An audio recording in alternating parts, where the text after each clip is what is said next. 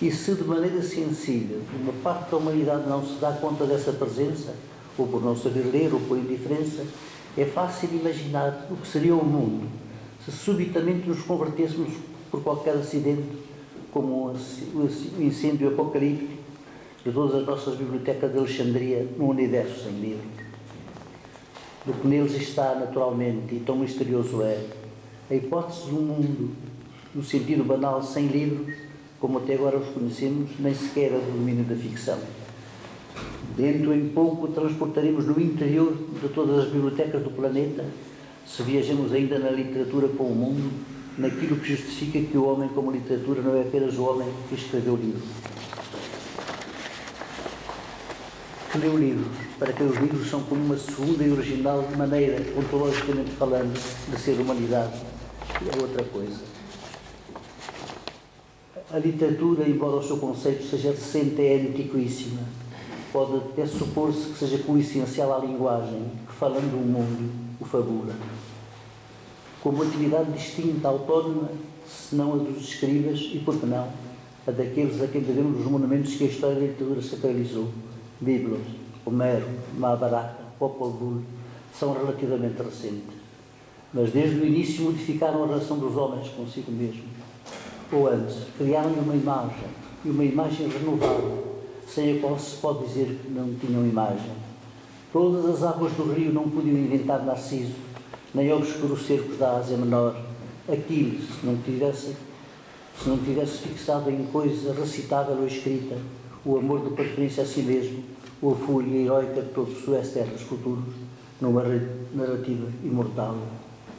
É tentador imaginar que esses criadores, jamais será possível empregar o conceito com mais propriedade, para esses inventores ou recitadores de mitos, não fazem mais que transpor ou transcrever sonhos, quer dizer que a ficção é de uma natureza análoga àquilo que tem lugar no sonhador. Esta ideia é tão óbvia que mesmo um tão profundo e original espiólogo do imaginário como Bachelard julgou a propriedade de assimilar o poema, o ficcional, a um sonho acordado. Mas o sonhador não é em sentido próprio sujeito do seu sonho. Alguém sonha nele. Nem por outros motivos interpelados pelo sonho o atribuíam aos deuses e requeriam adivinhos ou profetas para decifrar a divina mensagem. Nabucodonosor, o faraó e Sócrates não procediam de outra maneira. A nenhum ocorreria a ideia-chave da futuridade, não apenas da literatura, mas do homem como literatura. Madame Bovary, a minha obra, o meu sonho, fora de mim, sou eu. Mesmo com a adição futura de Proust, um eu sim, mas não o que frequentava os salões de Madame Verdurin. O sonho escrito, mesmo o de mais escrita, sonho como o surrealismo desejou, está fora da esfera dos sonhos de que se acorda para entrar na realidade. Não escapou ao homem antigo que as míticas narrativas, esta primeira aparição da literatura na sua inocência devastadora, era um mundo paralelo ao outro, mas misteriosamente exemplar. Ou mais precisamente, que as suas criaturas, Ulisses, Aquiles, Nausicaa, Helena, participavam da via divina. E, sobretudo, que daí em diante, a vida real, mesmo a mais mítica, seria, em relação à existência puramente literária, muito platonicamente a sombra de um ideal. Nas suas campanhas, Alexandre imitava e invejava Aquiles, como os leitores de Tantan, pequenos e até grandes, o acompanham nos seus orientes de ficção. Pode considerar-se já a mais memorável encarnação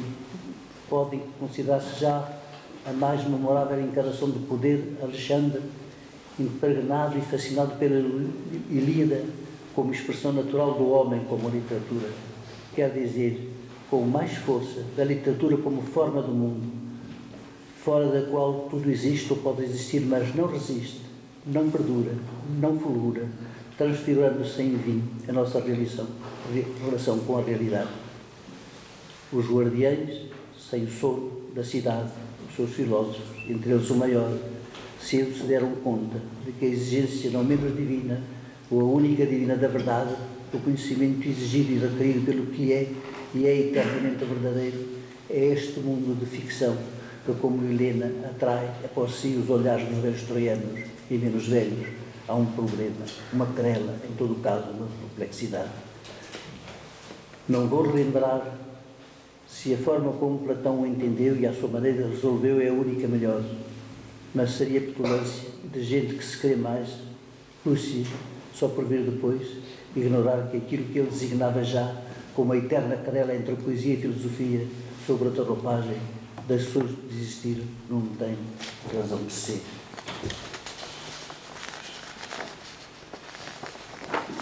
Não estava, contudo, nas mãos de ninguém o surgimento do homem como literatura, não só perturbasse a relação abstrata do homem com a verdade, como investisse por dentro a fortaleza pura do saber e a forma humana que a sua perspectiva induz, a ponto de inverter os termos da querela. Sem dúvida, uma outra imagem, mais conforme ao sonho de Platão e filho dele, informa e condiciona a figura do homem moderno, a do homem como ciência, mas os seus efeitos na ordem antropológica, se não têm rival, em termos de magia natural, assegurando-lhe a posse e domínio da natureza que Descartes nos prometera, não o mudam por dentro, não lhe dão uma outra alma, porque o não mudam para quem é. Quer dizer, para quem se sonha. Só o imaginário escrito onde se perde o sonho que o arrasta sob a figura de Dom Quixote, de Dom João, Hamlet, Julian Sorel, Mr. Pickwick, Ivan Karamazov, Catarina do Monte dos Vendavais, Ana Karenina, a Joaninha dos Olhos Verdes, ou as suas irmãs gêmeas contemporâneas, têm esse poder, são esse poder, essa existência outra, aquela perante a qual a humanidade se torna, não episodicamente, mas essencialmente, literatura. Durante milénios a humanidade teve literatura, mas não era, seriamente falando, literatura. Literatura, o único sonho de onde, uma vez imersos, não podemos acordar. É uma história sem fim, como a de um filme célebre, onde somos apenas aquilo que lemos, e o que lemos nos converte em anjos, indiferentes ao espaço e ao tempo. Seria longo ou impossível evocar aqui os avatares dessa metamorfose do homem que tem literatura no homem que é literatura. É mais difícil ainda explanar as modalidades deste ser literatura da humanidade. O ser literatura que a invenção de Dom Quixote mitifica e de que, na verdade, não pode ser ultrapassado, todo o leitor para quem realmente um livro existe e lhe rouba a sua realidade imediata é Dom Quixote. Não tem o mesmo significado em Chateaubriand, em Goethe, em Flaubert, onde a humanidade como literatura dá uma forma mesma da tentação e deixa de ser apenas a quinta essência da nossa vontade de sermos deuses para se tornar na fonte envenenada do desespero mais raro, aquele que Claude Edmond de Magny, numa carta célebre sobre o poder da escrita, só comparável à carta a um jovem poeta de Rilke ou à carta de Lord Chandos, do Hugo von Hofmannsthal, chama o desespero literário. Flaubert conheceu, Mallarmé fez dele um jogo, e depois dele, essa consciência da mortalidade do que em si mesmo é imortal, ou bem pior, da inacessibilidade intrínseca da ficção, onde, como Deus em Cristo, os autores põem toda a sua complacência, tornou-se, por assim dizer, o a priori de toda a criação literária. Enquanto tais, eles não são o homem como literatura, são só aqueles que permitem aos outros, graças a uma privação sem nome, de adquirir uma existência lendo. Pensar que o não alcancem justifica esse famoso desespero literário, quer dizer, celui qui s'empare de l'écrivain lorsqu'il désespère de la littérature et à cause d'elle. Felizmente, o homem como literatura está todo do lado do leitor, que pode ser e começou por ser fatalmente todo o autor digno desse nome. É como leitores que nós somos literatura, paisagem invadida, submersa, iluminada por todas as emoções, sentimentos, angústias, alegrias, que para parafrasear Pessoa não damos a nós mesmos nem à vida, mas estão lá, inscritas, incoatidas, nesse lugar sem lugar, nem espaço mais virtual de todos os espaços virtuais que chamamos livro, e em virtude do qual somos literatura. É nesse lugar que se inverte a desesperada sentença de que, em face da tragédia da nossa verdadeira vida, como esperança realmente ferida de morte, tudo o resto é literatura. Não, a literatura é o resto. Um pouco como Pascoais dizia da saudade, que é o que fica quando tudo morre.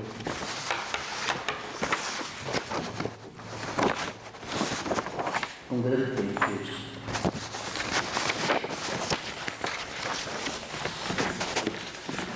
E termino esta infindável apresentação do que é o literário. Um mundo onde a literatura perdeu o direito de sociedade, cada um recitando as palavras onde a essência da humanidade é suposta a preservar-se. É aquilo que fazia parte de um filme de Truffaut, como é que se chamava o filme?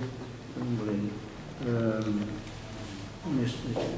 Em que cada um dos personagens, no mundo onde os livros tinham sido proibidos ou tinham desaparecido, cada um dos personagens é um livro e como tal é tratado. Um é a Odisseia, outro a Divina Comédia, outro Dom Quixote, outro Madame Bovary, outro o Processo.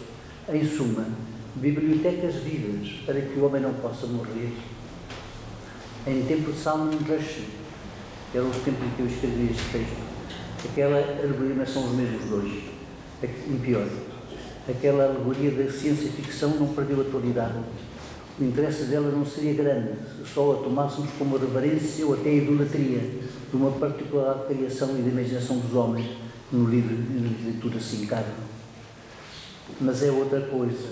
Esses homens livres são só a humanidade tornada à literatura, não por escrever ou ler livros que contêm a nossa realidade ou a nossa verdade, como uma estrela dá conta de uma batalha ou de uma legenda, mas ser antes o espelho infinitamente refletido do nosso sentimento de nós mesmos, dos outros e do mundo, como incuravelmente águia de mais realidade e verdade, e que só imaginá-los inventa para que possamos suportar a existência e na sua opacidade absoluta.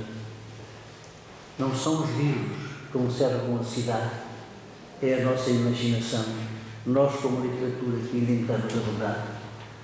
A verdade, segundo Sherazade, aquela que afasta os muros da morte, enquanto ela acrescenta um ponto a outro ponto, e sem fim.